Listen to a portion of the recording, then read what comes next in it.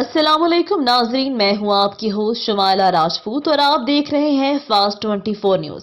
खबर शामिल करते हैं हमारे रिपोर्टर पंजाब पीर मोहम्मद फुकराज अब्बासी की रिपोर्ट के मुताबिक बताया जाता है कि नेक औलाद अपने वालिदैन के लिए सदका जारिया है।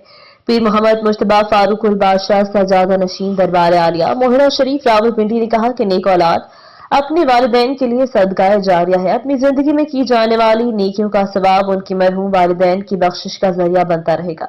इन ख्यालात का इजहार उन्होंने मैनादा ढोक बाबा हाशू मुस्लिम कम्युनिटी हांगकांग के चेयरमैन चौधरी कमर जमान मिनहास किए वालिदैन के सारे सवाब के लिए मुनक़िदा सलाना नहारी महफिल से खिताब करते हुए कहा। उन्होंने कहा, सबसे अजीम रिश्ता माँ बाप का है।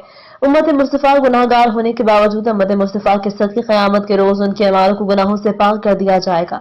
उन्होंने कहा, जब एक मोमिन की मौत आती है तो उसकी रूह कब्ज करने के लिए आसमान से जमीन तक फरिश्तों की बारात उमड़ आती है। आसमान के सारे फरिश्ते उस नेक रूह को खुशामदीद कहते हुए ऊपर ले जाते हैं।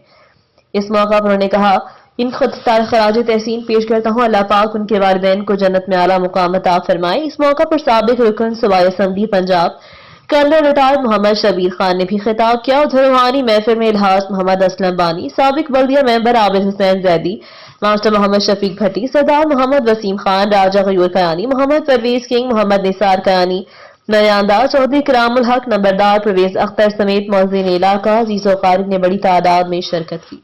ये थी हमारी आज की खबर। मजीद ऐसी खबरें देखने के लिए देखते रहें हमारा चैनल फास्ट 24 न्यूज।